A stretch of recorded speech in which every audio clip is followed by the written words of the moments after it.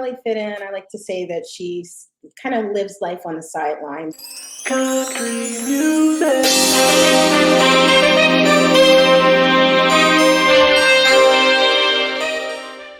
All right, guys, welcome back to our last one-on-one guest episode of Melanin Minds for this season. We're uplifting Black women creatives in the comic book and manga space. Today, we have another amazing guest.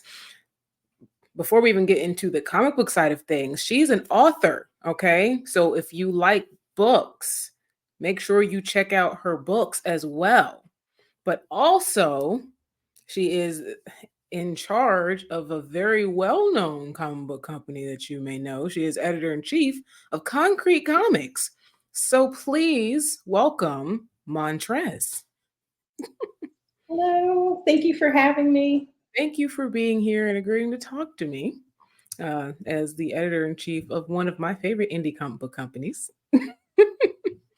And so to get started, I just want to know if you can share a bit about your background and how your intersecting identities have shaped your experience as a creative. Oh man, so where do I start? I guess you could say that it's the old cliche. I've always loved to read, to write.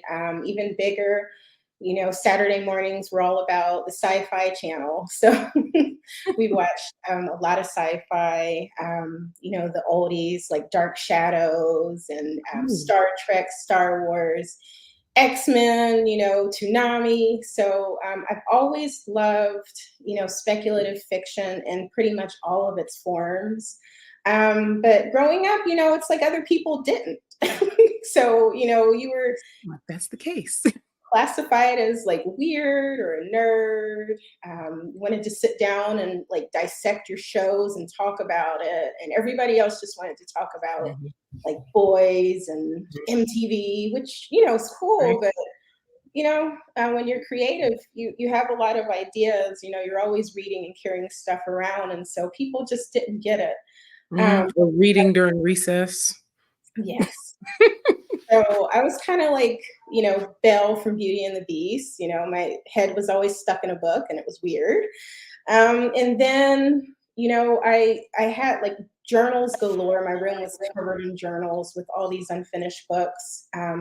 Went to college for English, got a master's, thought I was going to maybe do, more responsible work as like a professor, more on the academic side because I just love writing. Tried journalism, so just try all the different little avenues to see, what was an acceptable kind of creative route with writing. And even though it went pretty well, like, I was on a student newspaper and everything, did reviews, all types of things like that. I still came back to storytelling. And so I started editing work as a freelance editor for novels, nonfiction. And then I got the idea, like, you know what? You're editing other people's stories. Why not write your own? So, of course, back then, that was probably around 2011, they tell you that the route to go is traditional publishing. And, when you're young, you're like, I need to move to New York. I need to move here to make it happen. But luckily for me, I've been very blessed with the family. They're really supportive. And they always tell me, first of all, when are you going to finish a story? Let's start there. And no, you don't need to move to New York. Why, I'll never forget my dad told me, he was like, you don't have to move to New York. Bring New York here. Make it happen here. Why don't you self-publish? And I looked into it. I did query a little bit, because I feel like when you're first starting out, after so long of people telling you, oh, your little hobby, or, oh, you need to get a real job, you kind of need a little bit of assurance that what you're doing has some substance to it.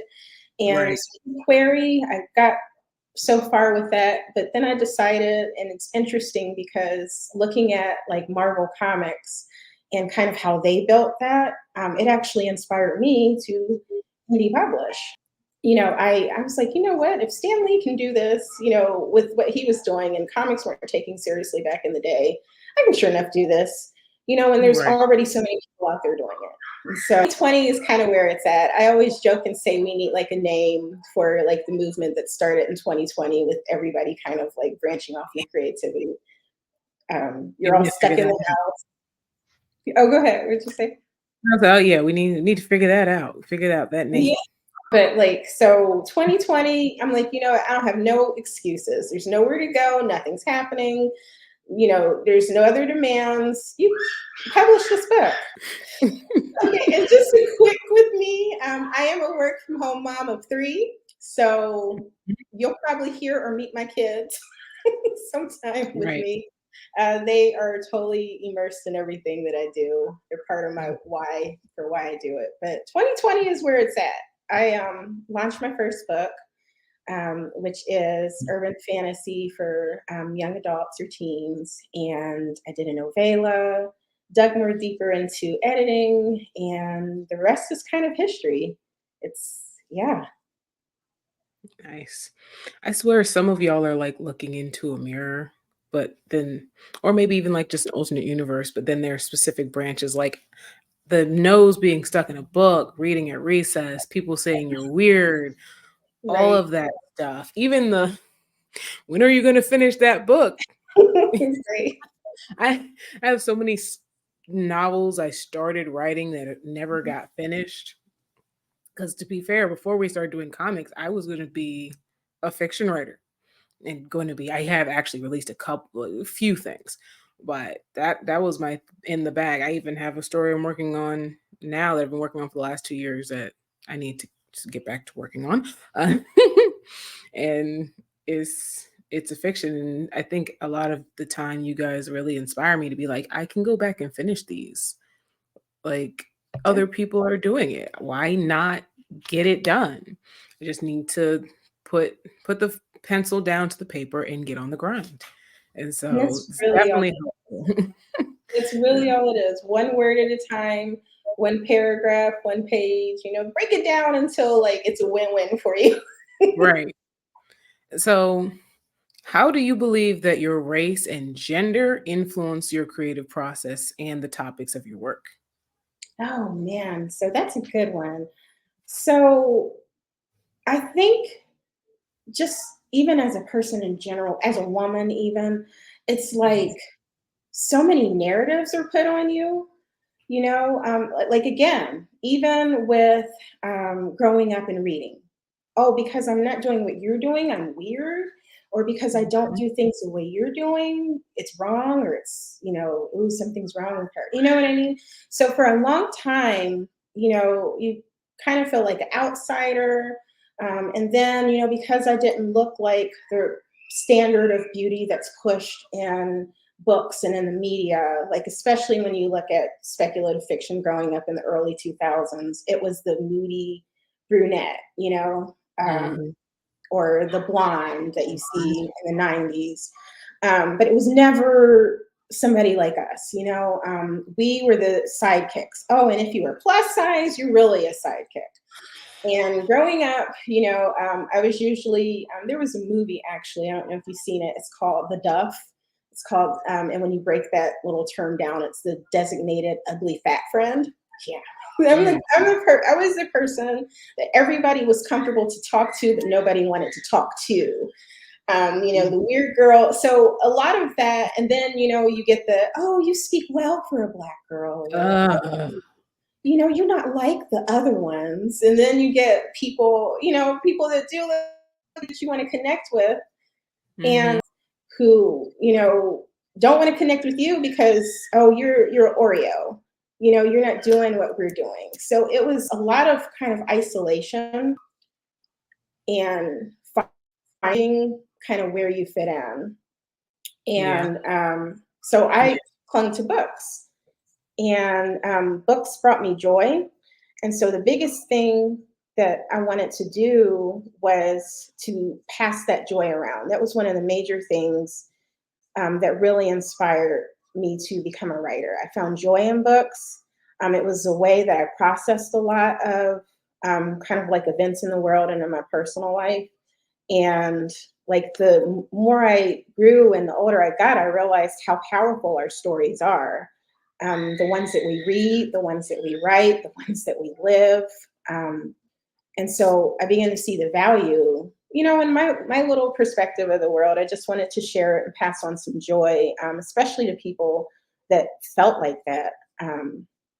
Because again, it was just kind of isolating, not being able to fit the narrative that you see that's pushed in so many forms of popular media that isn't always true.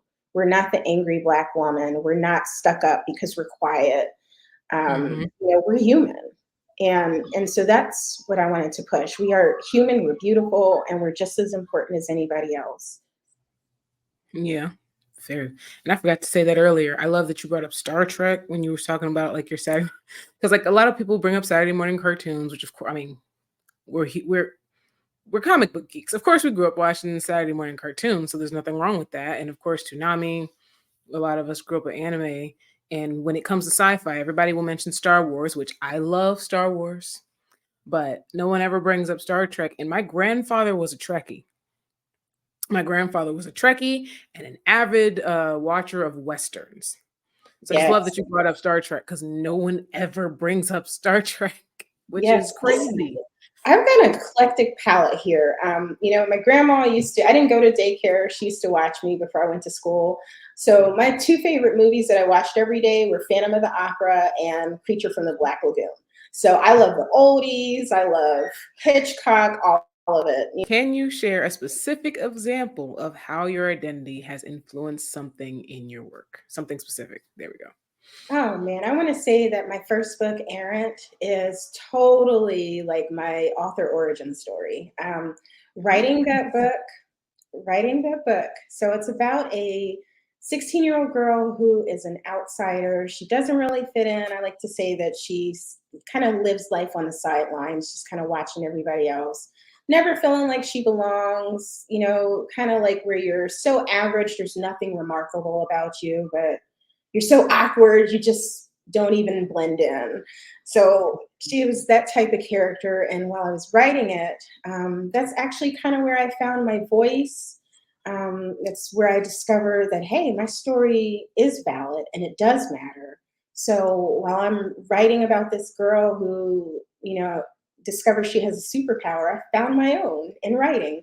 I actually shared the story. At the time, there was a website called Swoon Reads where you could post your work for free and people would give you feedback and kind of rate it. And you might possibly get a traditional deal with Macmillan Publications, which is a big top 5 company, if they chose you based on the feedback from readers.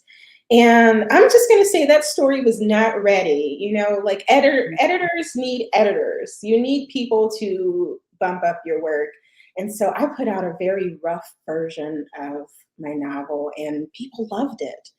Even the ones that, you would say were rants or bad feedback or whatever, it was really just people being emotionally invested in the story. And so to me, that's a win. If you didn't like it, but you can give me a like 5-page reason why, I've done my job. So just pulling on the feedback and then like the things that they kind of just seeing their feedback. And then, like even the minor negative things, which was mostly typos, because again, it wasn't ready, Mhm. that they gave me just showed me that I could trust my instincts because a lot of the things they said I kind of already knew. And what made the reason I think why I made those mistakes or those things that could have been better was because I was doubting my own craft and ability. Mhm. And so I just wanted to say that, that whole first book, if you pick that up, that you have tangible proof of kind of who I was and who, kind of where I found myself. Um, I found that writing and creativity, my little voice did matter, just like my character discovered that her existence was more than what she thought. Nice. And yeah, I definitely that is Errant is on my reading list of books that I need to pick up. But I like to have books. Mhm. So it's one of those things where it's like, you're on my list. As soon as I Thank can, I you. will be buying you.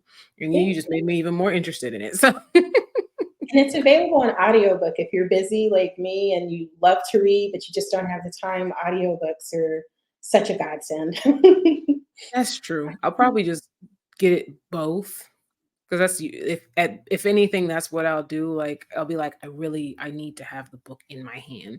I But feel if it's available on like Audible or Kindle, and I it. just know because it's cheaper, I'll be able to read it faster. I might still do that and then just still buy the book physically on top of that. So I may just have to do that. Because I'm I like, feel been you. in my list for a year. Thank you. When can I get the book? Somebody give me money, please. So, but yeah, it's definitely on my list. I'm very interested, and then getting to the other ones too, because yeah, they all look good. Thank you. I'm gonna skip over that one because that's kind of the same again. And so, what challenges have you faced as a Black woman creative, and how do you stay resilient in the face of systemic barriers and biases in the creative industry? Oh, this is a good one. Again, I think it goes back to, first of all, learning that your voice is valuable. You know, for so long, I mean, just in general, as a creative, you're taught that writing, anything creative, it's kind of like, oh, it's a hobby, it's nothing of substance. But, you know, Mhm. that's not true. Like, how many times has a story encouraged us in our own personal life? How many times have we watched movies and films and just been inspired to do something? You know, how many times have we read a comic? I mean, just look at the impact that X-Men 97 is making. Right. That's storytelling, you know? So it does matter. And so that was the first thing that I had to realize in general. This isn't just your little hobby, it's not just a little story. There's value in it, even if it's just entertaining people. And then Mhm. secondly, as a Black woman, whew, first of all, being a woman, let's break that. You've got your everyday adulting. I have three littles who are like a full time job in and of itself. But I had a really great support system that kind of help me to navigate that. Like when I was finishing my first book and trying to, you know, I had these self imposed deadlines. We were at a cookout. I had my laptop typing up. Their auntie was pushing the youngest in a stroller. And you know what I mean? So it was a whole community. I sincerely believe that nobody, at least me, I'm not self made. I will never sit up here and lie and say that I'm a self made success.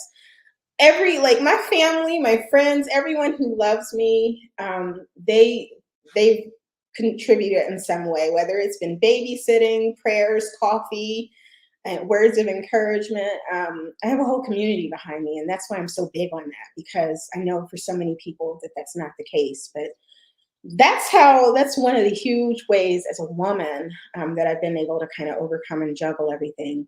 Now, as a Black woman, you know, you hear that. Well, you know, nobody wants to read that. Nobody wants to read about, or I can't relate to it. That's one that Mhm. always gets under my skin. So we were I forced to can't relate relate to it for to it. years. How can you not relate to a 16-year-old girl that feels lonely or like she doesn't belong? But you can relate to a dragon story, monsters, werewolves. So for me, that was a big thing. And then, you know, you hear people say, you know, don't include your picture. You know, if they know you're Black, they're not going to pick up the book. Or don't put Black girls on the front cover. That might limit your readership. Well, maybe it needs to be limited. You Right. And let's not act like especially white women authors don't put Black girls on the covers of their stories all the time to try to get us to pick up their books. Yeah. And so I think what helped me overcome that aspect is when I learned to, first of all, that my voice does matter, that I can add value, and that I started to value it and treat my work like it was valuable. And that meant I'm going to be myself, you know, my quirks, my eccentricities and everything. And if you don't like it, I'm not for you. And I think that's what we as creatives, we have to understand. your work isn't really for everybody.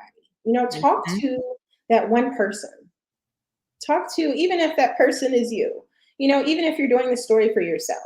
And if you stay kind of authentic, if you're true to what the actual story is, if you really write or create the work of art that is in your heart, that's really there, you listen to that, it's going to resonate. It's going to find the actual reader versus, being what everybody else wants, following that narrative and attracting the type of person that you really don't want to connect with.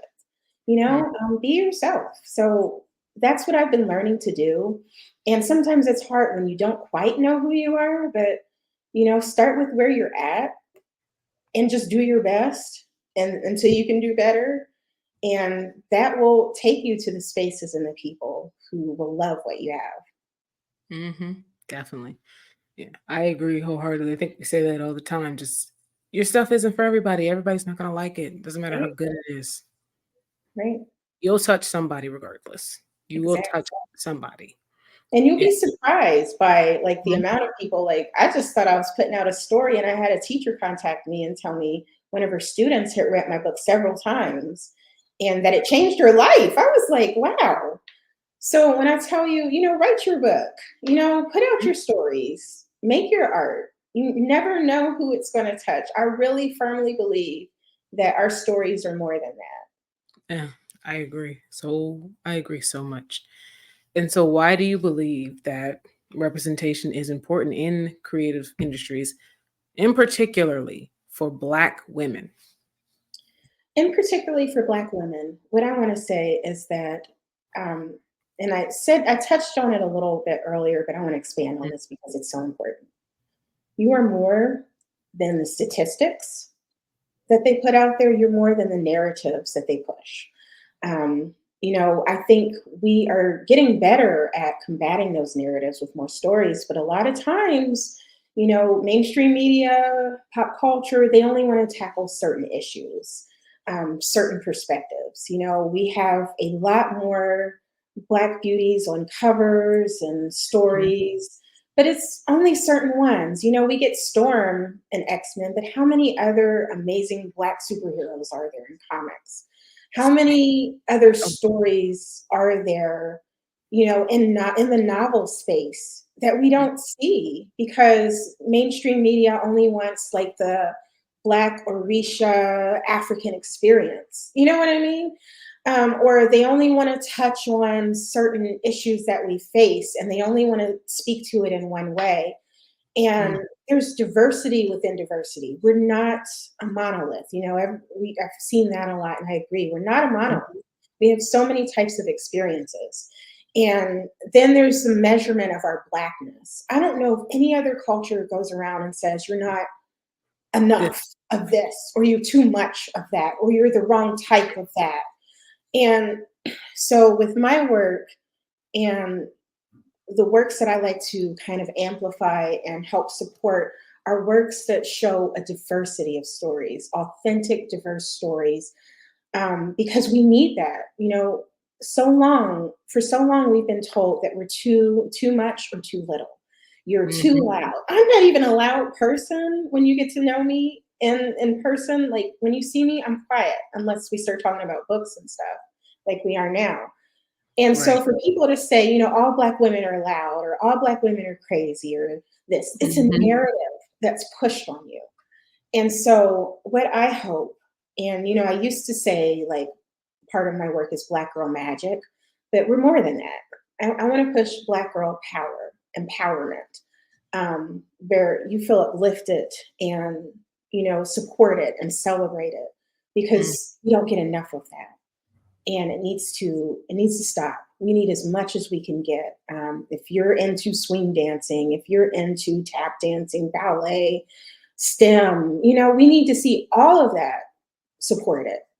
If you're geeky, if you're sporty, if you're quiet, if you're vivacious, we need all of that because Black women are more than the narratives. We're more than that, and I think when we understand that, we can take control of our own life narratives and stop worrying about what everybody else is saying. Your life is not a biography where somebody else is telling how it goes. It's a choose your Mm. own adventure. Life throws things, but you have the power to decide which route you want to take with what you're given and create even more than that. And so that's what I want to say to my fellow Black ladies.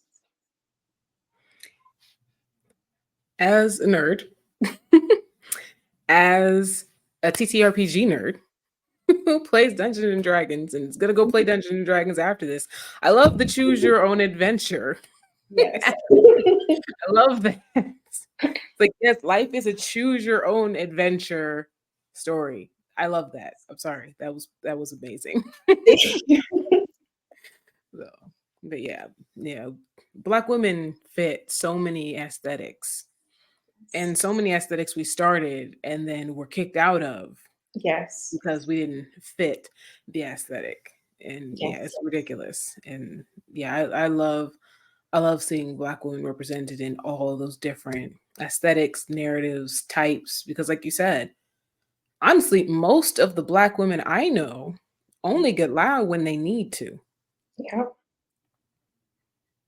And there's nothing wrong with being loud. You know what I mean? Not And I think that's another thing. Who says that either way is wrong? It's not wrong if right. you're loud or quiet. We're human. And I think that's what people need to realize. Black women are Human human emotions, with emotions. as all humans do, but it's only a problem when we do Right. it. So I did just really love that choose your own. Thank um, you. how do you use your platform and your work to advocate for greater representation and visibility of Black women creatives? Oh, that's a good one too. So again, I realize that we're not competition, Hmm. especially when it comes to art. You can never consume too much, in my opinion. Usually, after you finish one, you want to go on to the next. And so I'm a consumer of it as well. I am an avid reader. I love speculative fiction in all the regards. So the more the merrier. So there's a lot of drama where people, should you critique or, you're being too nice. All you put is happy stuff or, all you do is that. Again, take control of your narrative, take control of your platform. When you come to Montrez's little tiny slither of the creative sphere, I'm going to push stuff that brings me joy that I think people who come to my space will enjoy. So you're not going to get a lot of like negative critique because honestly, that kind of makes me uncomfortable too. Mm. Critiquing people's things that might not be for me when I know how hard it is to, be on that creative route. So I really like to focus on stories that I think will bring more joy, that show more representation. I like to promote works that, just that people will enjoy. It's hidden gems, things that aren't usually talked about. So that's what you're going to find in my space. I started as a book club, but now we're a network, a space where you can kind of create connections with readers, with creatives, and just be inspired and enjoy all types of speculative fiction because that's what I'm really passionate about. You can get a little everything with speculative fiction. So Yeah.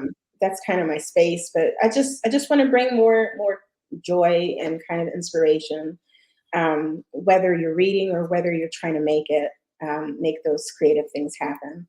And so through like my recommendations, through my spotlight features, and then also as an editor, making sure that other creatives have that support in the comic and novel writing process because I know what it's like to have support. And again, I realize that so many people don't have people who are in their corner, in their, outside of the virtual space. And so as an editor, I try to be there for fellow creatives as well.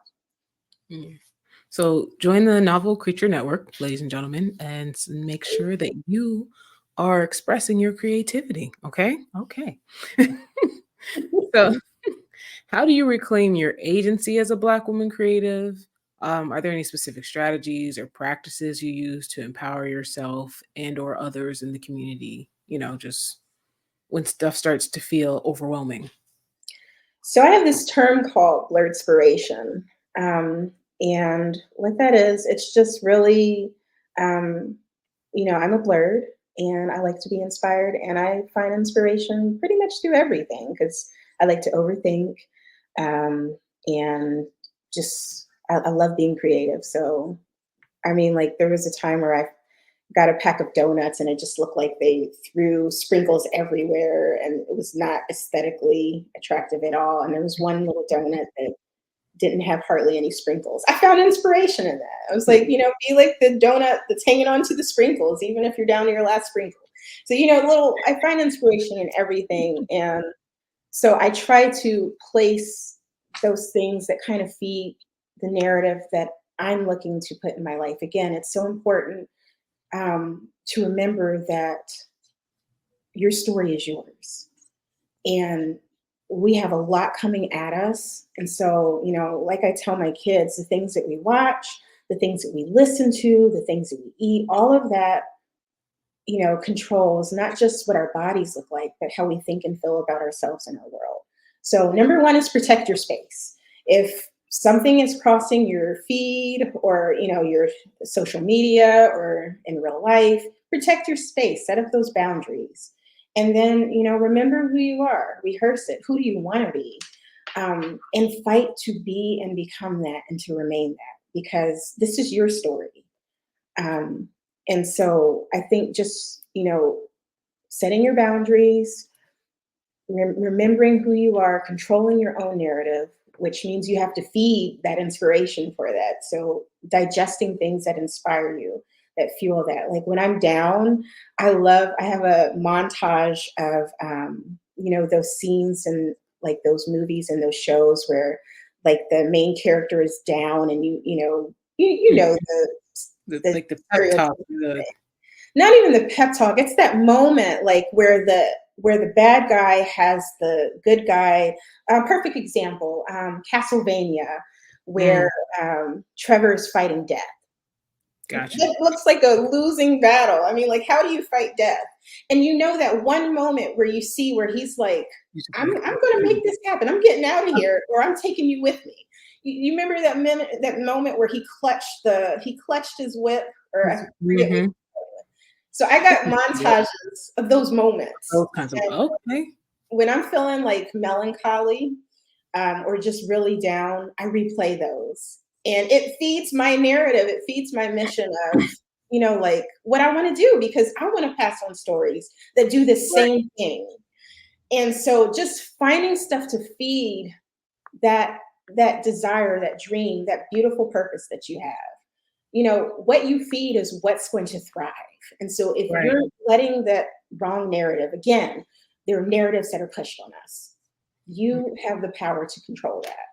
And surrounding yourself with people who know when to encourage you and know when to tell you, okay, be quiet, get up, stop. Again, having your tribe, your community, your people. But at the end of the day, sometimes we got to encourage ourselves, and it's not always easy. And then lastly, I think one that is just remembering we're not always going to be 100%. You are not expected to be 100% all the time, Black women. You got your kids, you got your spouses, you got regular everyday life. Sometimes your 100% is going to look like 20. Take care of yourself. Because if that's all you can scrounge up, you're at 100% for the moment. Look. Right. It was reminding me of the like the YouTube videos that'll just be like montages of stuff, and then it's just different inspirational speeches over it. That's what I was thinking of. So I was like, okay, but I like that better. Just like all the different random and protagonist moments of everyone just being like, nah, I can't give up. Yeah. I'm gonna do my own thing. Like Yeah. that. I mean, there's always that moment.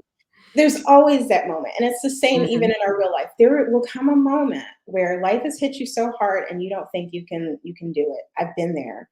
I was there from like 2014 to maybe just last year. I didn't think it could get any worse. But there comes a point in time where you're like those heroes and you're like, you know what? I can do this. And for anyone listening to this is your sign that you can. Yes. And please remember self-care and therapy if need be, because Yes, we're whatever needed. you need. Every hero needs their utility belt. Hmm. And so, how do you envision the future of representation for Black women in creative spaces and industries? It's what we make it. And I think we are off to a very good start. And I think the only way that we can make it better is to continue to support one another. Um, I'm not going to tear anybody down, you know? We may differ in opinions. So I try to stay away from those spaces where it's catty. I don't want to water that. I think as long as we celebrate one another first and take ourselves seriously, value ourselves and our fellow creators, we can go far. And we are there. You're creating some amazing things with Midnight Comics. Thank I you. see you are in the voice acting spaces, Or I'm in the it's cosplaying. exhausting time sometimes. I started in theater actually, and so Yeah, I do still do that. It just yeah. with kids, the voice acting definitely makes things easier because you can stay at home. Right. But yeah, so I think it starts, I think when we continue to value ourselves, value one another, that value is there and it'll do nothing but grow. We just have to water it. And so we got some great things in the world we live in now. If you can't get into it, you can make it happen yourself. So for anybody out there that has a dream of doing anything, get out there and do it. If you're scared to do it, you need to do it even more because we need it. It means it's significant. So I think it's limitless, the possibilities. You know, but you Yeah. said it, you have the power um, to test how far we can go. And I think that actually went right into the advice that you would give other Black women creatives in the space. So it was perfect. Perfect. We're going to get to our fun fact of the day, which is Erica Alexander, for those who don't know, is best known, of course, for her character of Maxine in Living Single. She is the co-writer of Concrete Park, a sci-fi graphic novel, and a Buffy the Vampire comic book spinoff called Giles, which is a 4-part miniseries. Guys, Oh there's so my many people gosh. in comics doing stuff that you would Yes. never think or know about. Yes. When I found that, I was like, that is so cool. Maxine is literally my favorite character from Living Single. Yes. Now I got to add that to my list. That's amazing. Right. Like I was like, and it's a sci-fi graphic novel, and it's a Mhm. Buffy the Vampire Oh, spinoff. I grew up on Buffy the Vampire. I need to read both of these. So that, yeah, I thought that was a really cool one. I love learning these other little things that I don't know from the comic industry because a lot of our knowledge from comic industry stuff comes from Marvel, DC, Boom, Dark Horse, Image, and of course, usually the more mainstream stuff, right. usually white creators with exceptions here and there. So I thought that was really cool. Yeah, that's definitely cool. And I think it's important, shout out to all those other imprints that we don't talk about. Usually Hmm. it's like Marvel versus DC. There's so many Hmm. more comic book imprints and amazing comics. So And many. I love And that Image has been on the yes, rise lately. yes, yes. So It's I just thank you for sharing that because I'm totally adding that to my list. yeah. Oh yeah, it's on my list now. I don't know when I'll get to it, but it's there.